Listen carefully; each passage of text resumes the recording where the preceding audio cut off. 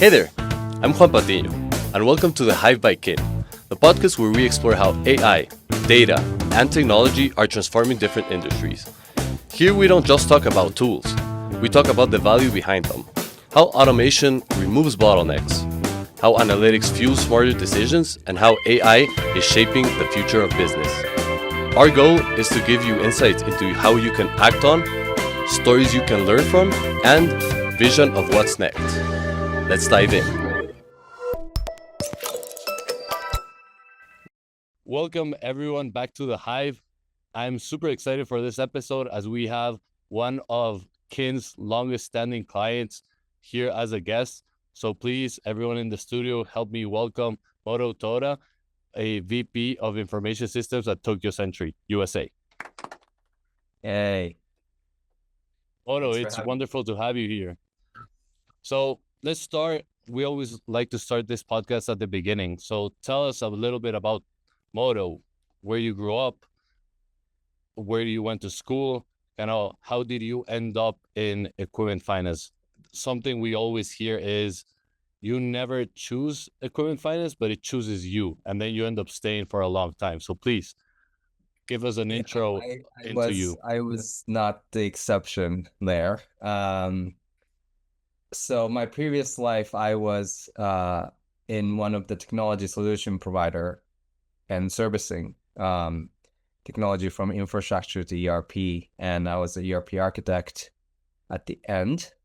And that's when I actually met our current company, Tokyo Century. Back then, it was called Tokyo Leasing USA. And I did all the technology work, revamping infrastructure, helping them with the new ERP system in terms of GL system, helping them upgrade on the AR system, that kind of stuff. And I met all the key players for this company. And after the successful project, that was good. I was asked to come on board, and that was about 19 years ago, because it just turned 19 years tenure here in February. And congrats on that. That's a long time. Yeah, it's almost 20, which is kind of crazy. And if you think about 20 years, you never have spent that much long time in anywhere, even with your family, right? Unless you're always staying with your family. So and even your schoolmates, those are middle school and high school or elementary school. It's 6 years, 4 years, whatever. So unless you are really with somebody for a long time, 20 years is something that's very special. And all the colleagues I know for almost 20 years is kind of unbelievable. Yeah, that's how I was invited into this company and this industry. So yes, it was more accidental than me choosing, especially as a technologist, to become a equipment finance, professional. So that's that. I was actually born in New Jersey, and as my father was an expat from Japan. He was a banker, and his first assignment in the U.S. was in New York, and I was born. And in his second assignment, we came back when I was in 6th grade. So I did spend a little bit of time in Japan in terms of elementary school, and that was all I know about Japan. But good enough to kind of know the culture, know the people, and came back in 6th grade, and I never left. They left, but I never left. So I grew up in New York, and that's about 10 minutes from where the office is. So I know you're a New Yorker. Yeah, you're a New Yorker through and through then. Except college, I went to Oberlin College in Ohio, which is a crazy liberal art college in Ohio. How was that? It was awesome. And how liberal, the greatest example is when I came back. My first job was in New York City. So I came back after college, and I realized that New York City was so conservative compared to our school.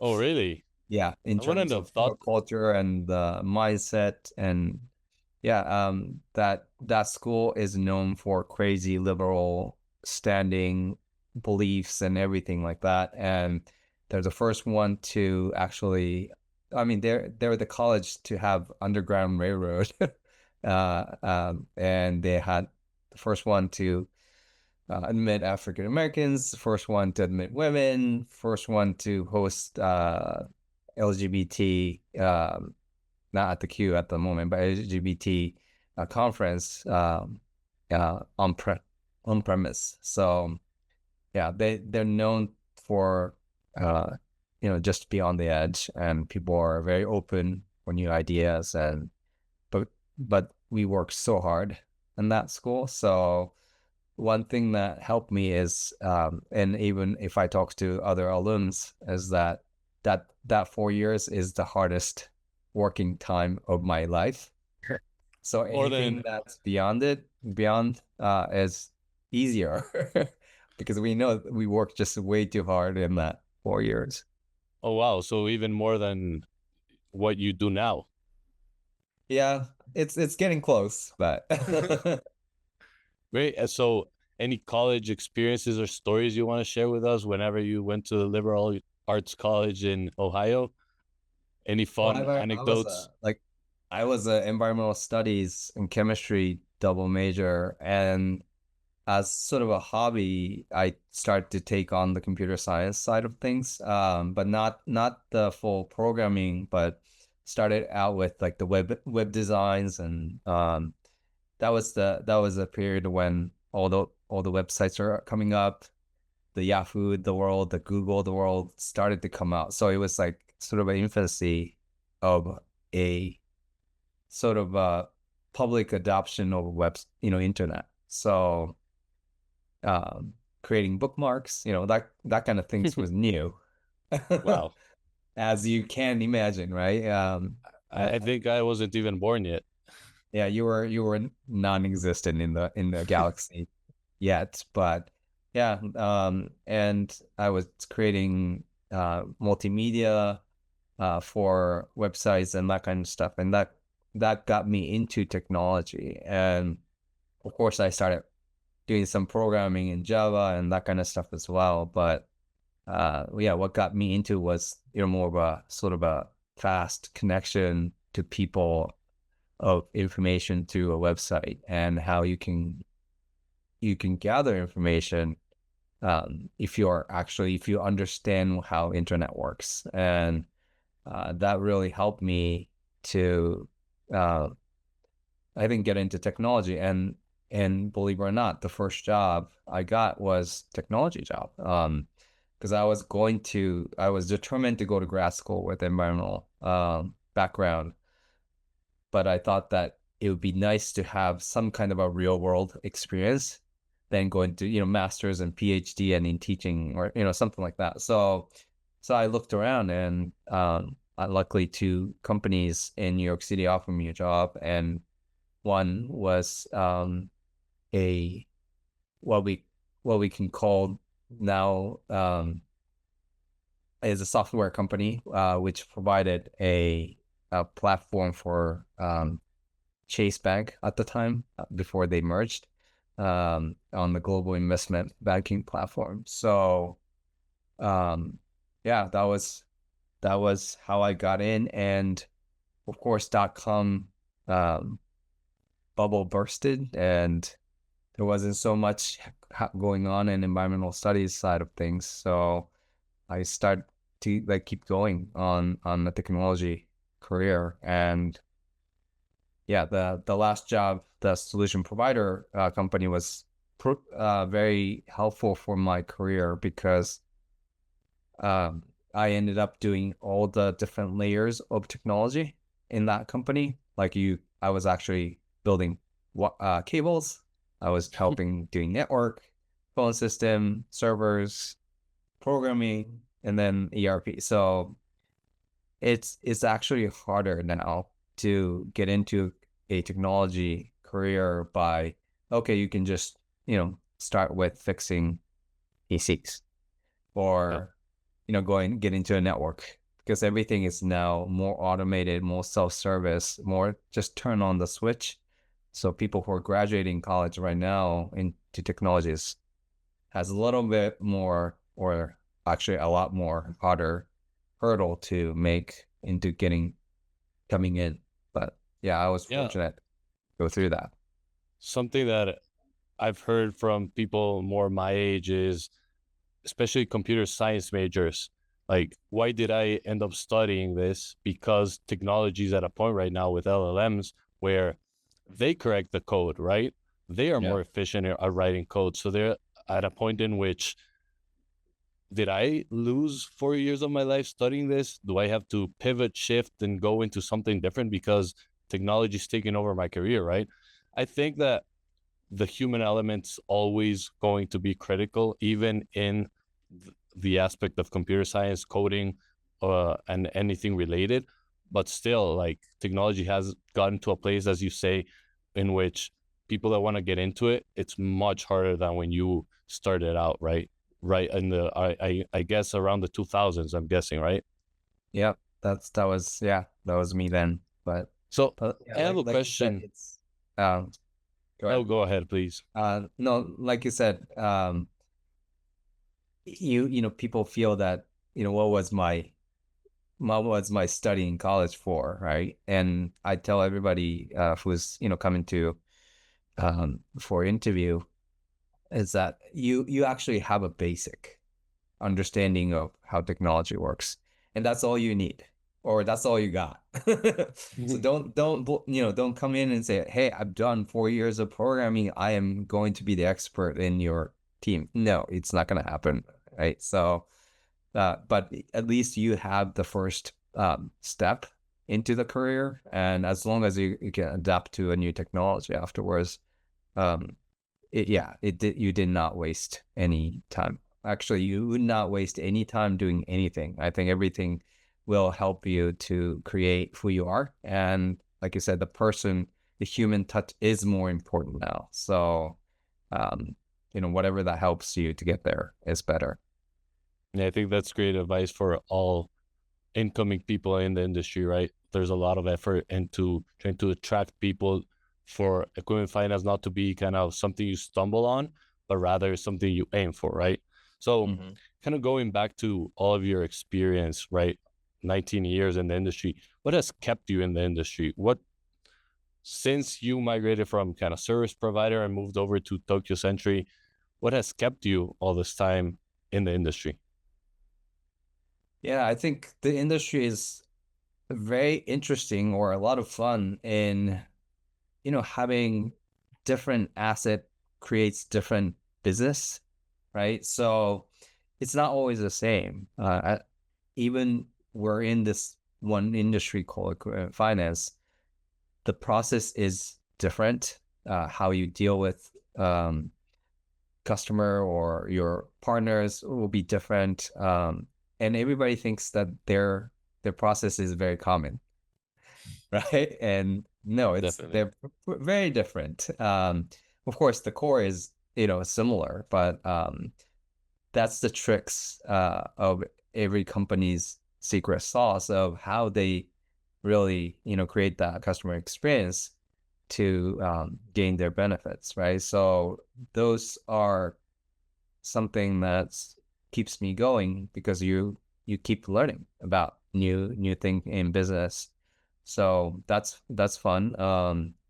People, obviously, probably the biggest reason that I stay. I never seen an industry where people, even competitors, get together and talk about their issues and trying to help each other out. I mean, there are other people who would not, but I see a lot of people who does that, and that's kind of fascinating. A lot of people try to get industry moving forward, and yeah, we talk about everything that we did well or we did not do well.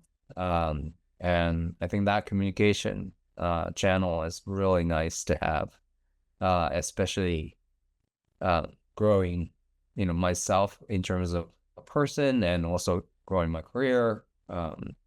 You get a lot of good advice and good experience from those people.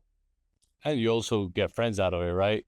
Outside of work conferences and everything, you get to meet up, go to games, go to dinners, go get drinks, maybe even party like we did at the annual this past October Yeah, 2025, we had right? Which a lot of good parties, right? a lot of good parties, a lot of good tequila, a lot of good conversations, it's all part of Yeah. it, I think. So what is the biggest change you've seen from when you started working, especially as a technology expert in the mid early 2000s to now, 2025, 2026, or since ever we started working together in the technology or even in the day to day, right? Because salespeople, credit analysts, and any other department inside of an equipment finance firm has a different day to day. From your perspective, what has been the biggest shift there? Technology. Right? Let's not Like be too the specific. use of technology, obviously, right? The automation, the self-service, those are the speed. Yeah, you can tell that all the business units are still the same, right? But what is changing is how much we can deliver like faster, more accurate, and also we delivered the self-service experience so that they don't even have to interact with us necessarily on smaller details. That was never a thing back then. um, People are using their own personal computers for more of data entries, and using a traditional ERP system. Those are all about data entries and data retention, and obviously creating contract and whatnot, for the customer. But it was all about just creating a process, and thus it was sort of a business process was a system process, and how we can fit our process into those system was something that was very important. But now it's how can we get to customer better? Like how can we reach out to them sooner? Um, and yeah, how can we leverage our data to present to our customer or partners in much better fashion? And yeah, the self-service, obviously it boomed at COVID. Um, I mean, it was there before, but I've seen uh, a big change on that self-service. For example, for billing, people are receiving, statements, invoices in paper. And believe it or not, we have a lot of customers who still want paper copy of those. But customer portal was not a thing back then, and we had a customer portal before COVID, but it was pretty limited to see certain information about the contract, getting the copy of those statements to be downloaded, making some kind of payments in a limited way. And COVID happened, and everybody just couldn't do anything outside of their house, and they have to make those processing within their home and their computer. So self-service became something that really boomed, and people want to choose what they can do. We were telling them what to do back then from the portal, so self-service was there, but the idea, I think, shifted from how we tell them what to do to they tell us what they like to do or what they don't like to do. So that, I think, is the big shift, and that requires automation. That requires change in the workflow. Yeah, so I think we've come pretty long way So with a lot of that. that ties into kind of my next question. So how have customer expectations changed, right? So you were mentioning that before maybe the lenders were the ones guiding the customers to what they would need, right? Versus maybe even before COVID, maybe just with the rise of technology, but definitely after or during COVID, that shifted, right? As you were mentioning, that big shift into actually customers are the ones that drive the decisions for lenders to adapt via technology. So, how have those customer expectations changed? Well, they want to know everything ahead of time, and then they want to have that processed as soon as they make the decision, right? And in order for you to accommodate that, you need to have systems to prep those in a fast and accurate fashion. So, like even looking at this whole the whole change of systems, it always started with the back end portfolio management system. That was the only thing that was available.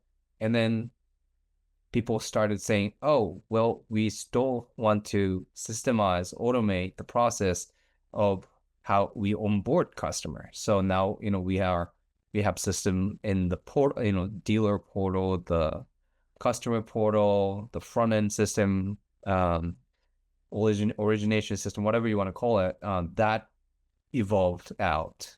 And now, like, you still even want to go further, and we want customer to just find you, right? Or the minute they walk into your shop, there should be some kind of interaction that you want to capture so that you can service them at the high level in a more proactive way. So that's beyond that front end system, right? So yeah, the system is just focusing more and more on uh, try to predict what the customer wants, because they will try to make that decision really fast, and they want the solution, or they want the product right away. So I think And that's the challenge. that's where data analytics kind of comes in, right? Where we leverage all that data and present that to the customer even before they know that they need something, right? Yeah. That's kind of the magic there. What do you see as the most significant trends right now in equipment finance that are impacting lenders? Is it data analytics? Is it agentic AI? Is it LLMs? What do you think is impacting the industry most? And what will be that technology that will be impacting the industry for the next 3, 5 years? Yeah, in terms of technology, I think, yeah, the AI, obviously, the data accuracy and speed of data analysis. I think those two are the two pillars of next generation of um, next generation of technology that will lead us into a further success. If you use both of them, and as we know that in terms of in order for us to have both, we need to have a clean data, right? So a lot of people are working on those initiative to clean up their own database, how to capture data, restructure in terms of compliance and that kind of stuff. So, and including us, we're spending a lot of time there. Um, analysis, obviously, as everybody know, is helpful. And the agentic AI will accelerate the automation. So nobody's really using it, but some people are already, and that differentiation will start to become a real threat to those companies who are not even equipped to start. So, how do you see agents coming into the workflow of lenders? Is it kind of an agent that handles everything? Because we mentioned that the human element will always be present, especially in this industry, right? Especially when we're talking about lending money, receiving payments, structuring a deal. But what do you see in the short term, at least, agents kind of taking over? I think the short term, the impact will be much smaller, um, in because you can create agents to do just one little task, and the degree of the size of the task the impact will change, right? So, for example, you can task it to um, read all your emails and create summaries, create auto replies, that kind of stuff is much easier to do. And it's obviously available as a technology for people to use. Um, that will help a lot of the work done by the customer service team. But still, that's a smaller impact, right? But I think the bigger impact is, let's say, we'll make entire credit underwriting process as an agent, right? Then obviously the whole thing is automated, but you can start to allow other teams to start using that same agent to run credit process. So not just the credit team running credit automation, but the customer service can run it, marketing can run it, accounting can run it, and we can create different parts of the customer service into agents so that, again, it's the same thing. The other department can use that automation as if the expert is helping you at that point, right? So, but that inspiration of getting the idea to how to create those agents is still in the mix. The technology is still in the mix, right? And obviously everybody has to understand that data has to be there. So it's not going to be a very quick win. But once you get there, using, by start with the smaller tasked agents and getting used to it, I think it will be reality very soon. And I know that some companies are really already in that stage. Definitely. And something that we always discuss, and I think you've been part of these conversation, is the adoption of these new technologies in more traditional companies within the industry, right? Kind of, I feel like over the past 2 to 3 years, maybe the stigma of AI, data analytics, technology is not as big as it was probably 2 to 3 years ago, but still people are kind of just dipping their toes in the water, right? Kind of exploring, looking at where things and technologies can actually bring these small to big improvements, because adoption, you can have a Ferrari, right? But if you don't know how to drive it, then what's that worth to anyone, right? And I think it goes the same way for technology. I don't know, what do you think about that? Yeah, and this is no longer a technology game in terms of technology team. It's more into the business side of things, right? So the actual players are now the business team members and not the technology team members. So the adoption to that is, I think, much bigger in terms of challenge, but much bigger return if you do have that successful adoption. Definitely. And then the other side of the coin is there's great benefit in these technologies and improving workflows, automating repetitive tasks, right?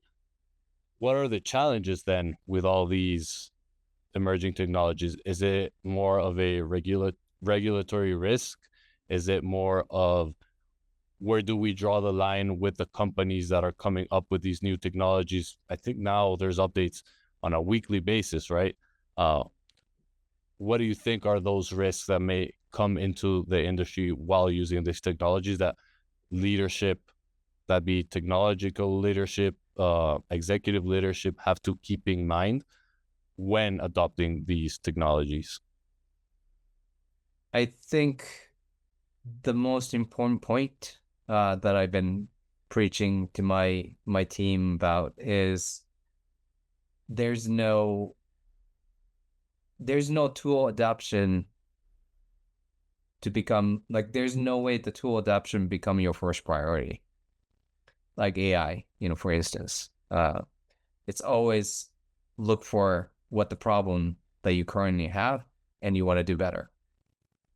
And we really brainstorm and get get what the real issue is, and then look for a particular tool that will do best.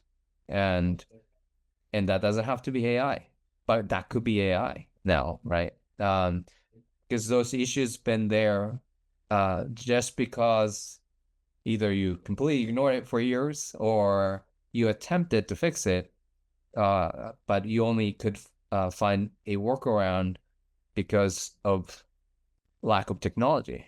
And maybe AI can help you with that. AI may not be able to help you with that. So that AI may not be able to help you with that is something that you have to think about. AI will not help you with every single problem. And up, trying to bring in AI just to stick with the speed of industry is not something that you should try. Definitely, you first got to understand the, like you're mentioning, the problem itself, and then see if AI, data analytics, agents, whatever the degree of technology or AI you're applying to, can actually solve it. Because if not, then we're kind of losing what has gotten us here, which is human thought, human experience, right?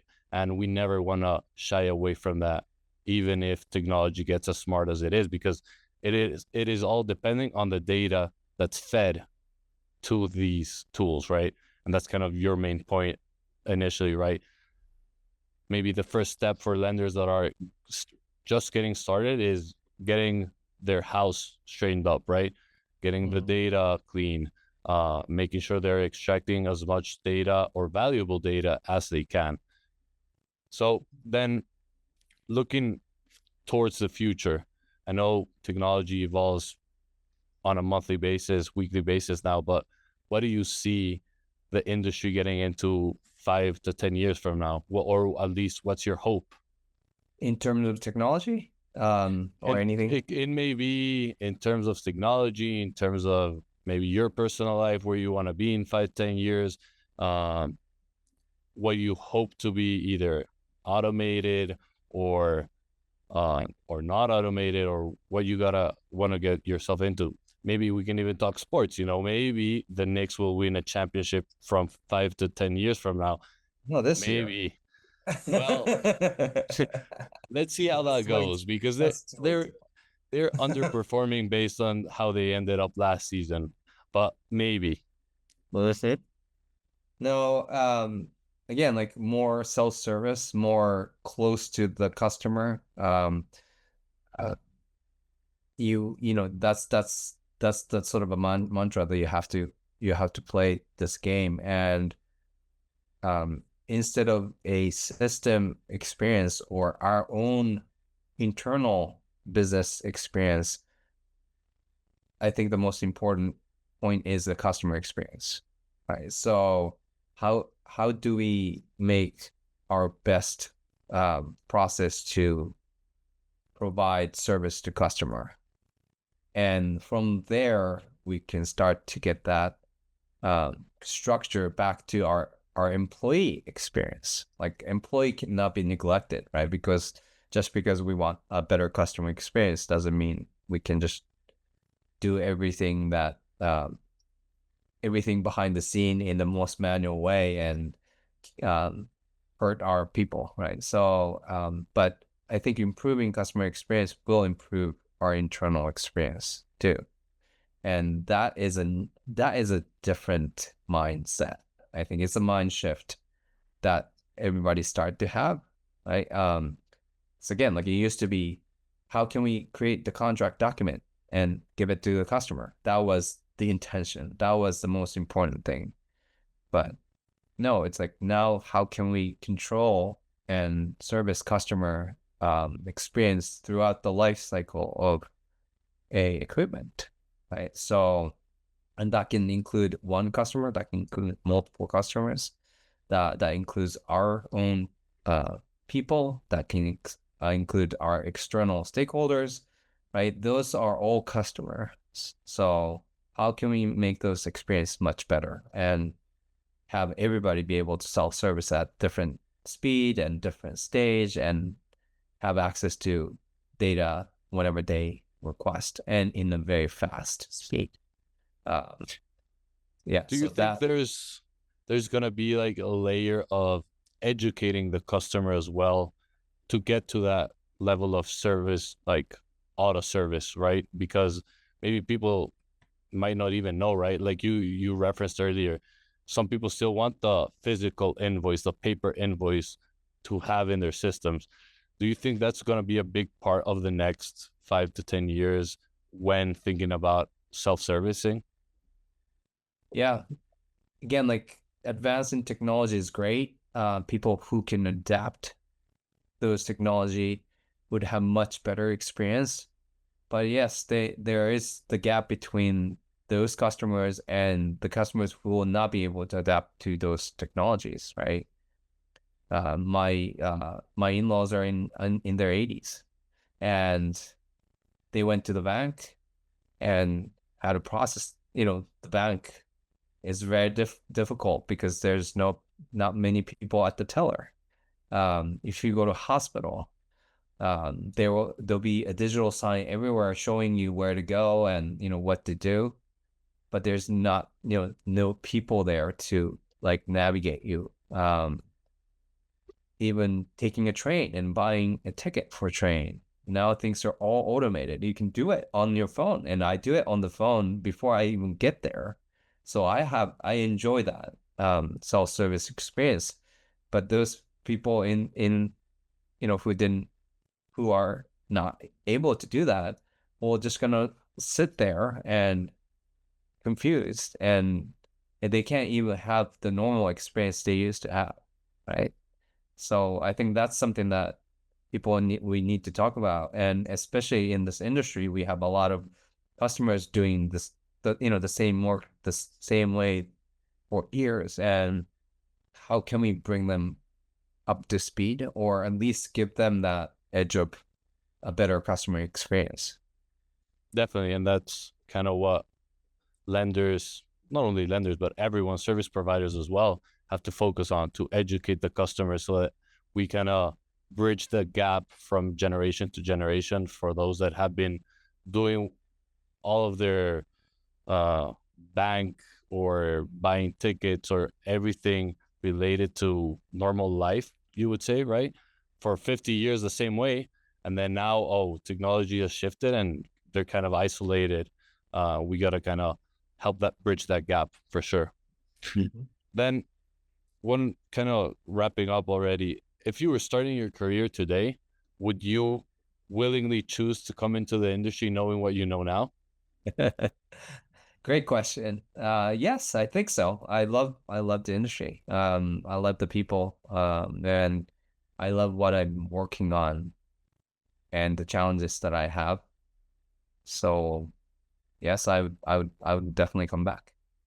And what would you tell people that are kind of graduating college now, looking for their first jobs, and they might want to get into the industry? What would you recommend them so that they actually give it a fair shot and maybe even build a career like a lot of people in the industry that are now retiring have for the past 40 years? So you do need to learn the business.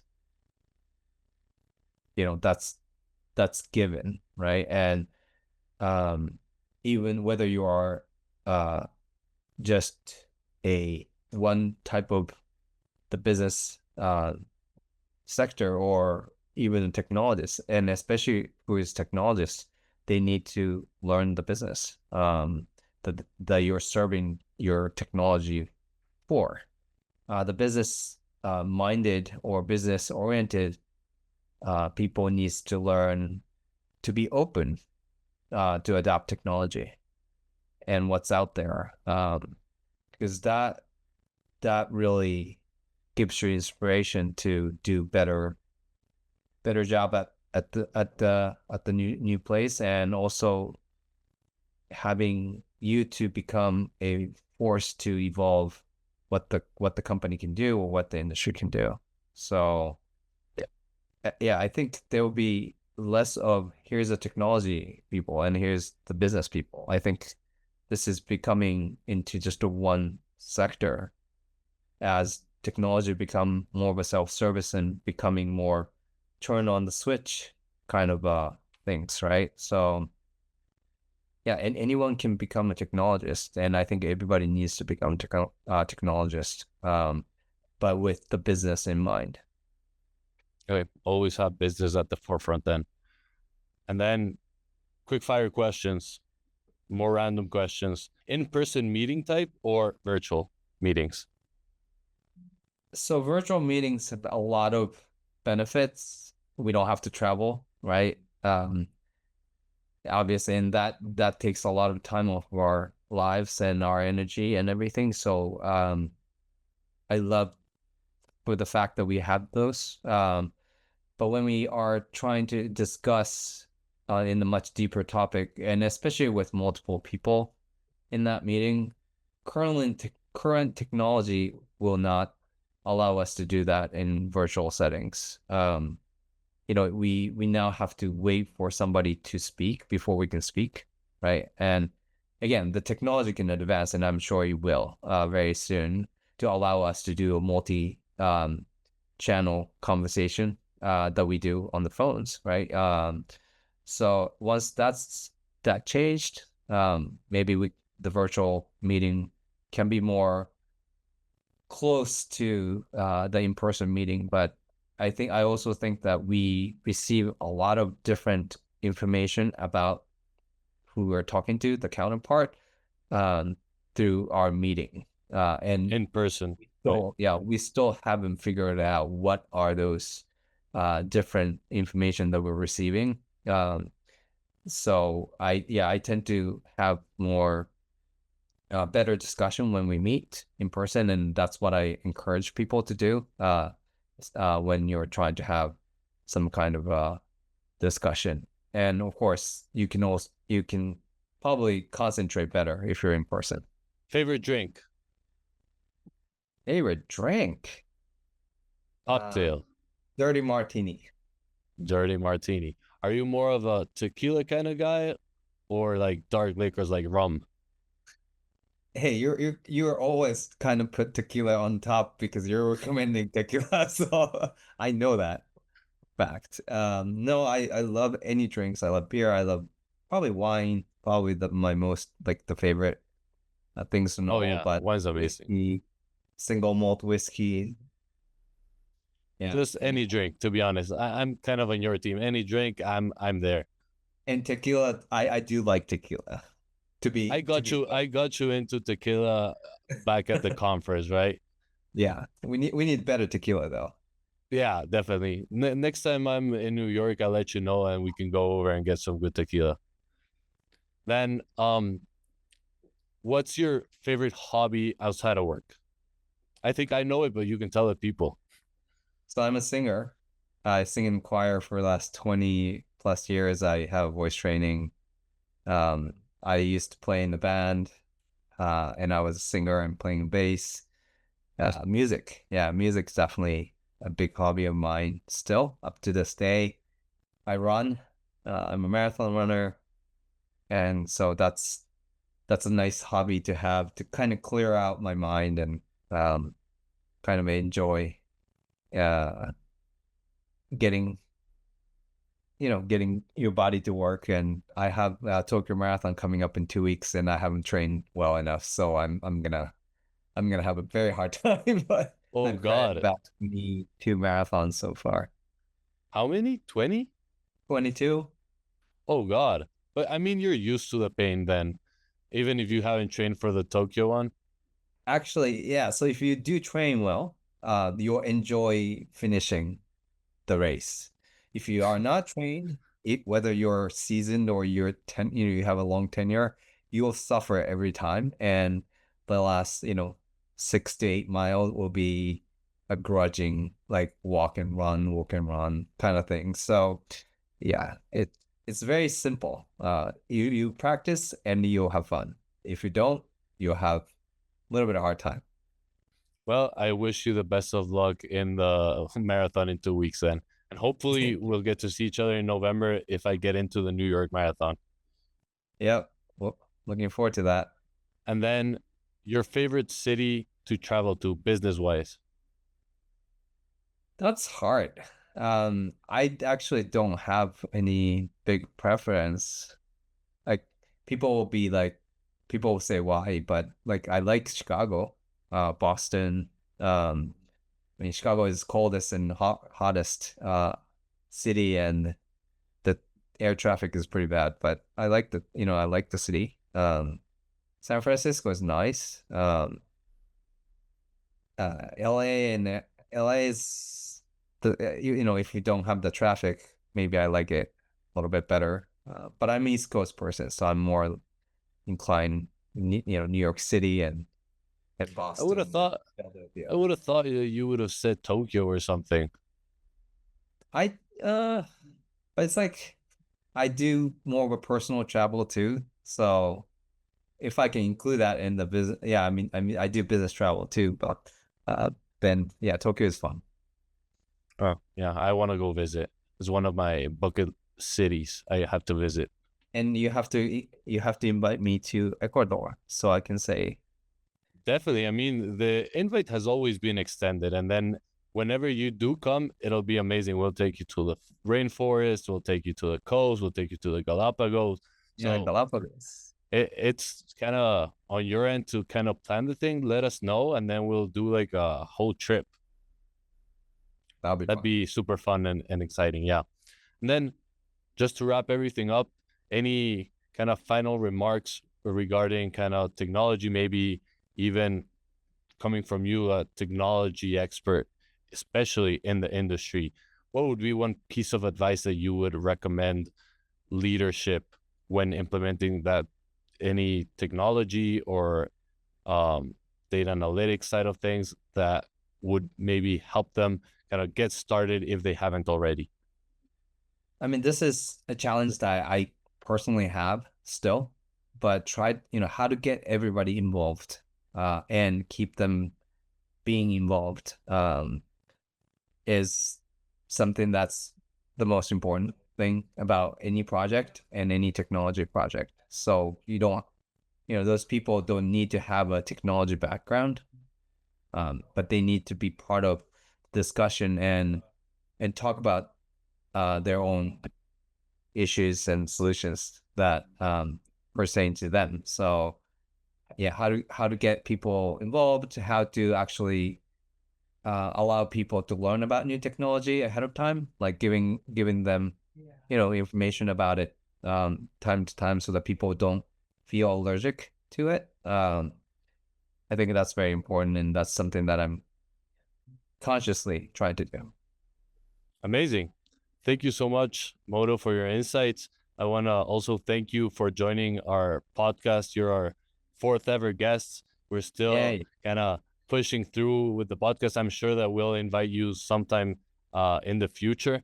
And yeah, basically, thank you so much for joining us. Well, It was a thank great you. chat. It was fun. Amazing. Thank you, Moto. Have a good Yeah. one. You too. Thanks for listening to The Hive by Kim.